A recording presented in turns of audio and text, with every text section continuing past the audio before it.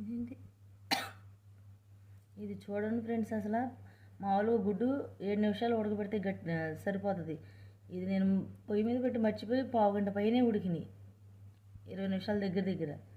గుడ్డంతా ఇలా ఉంది, అస్సలు ఉడకలేదన్నమాట.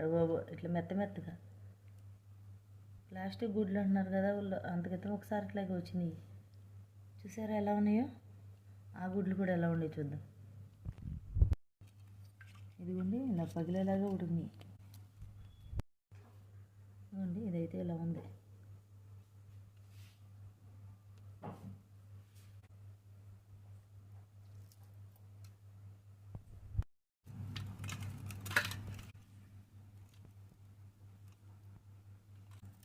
మెత్తగా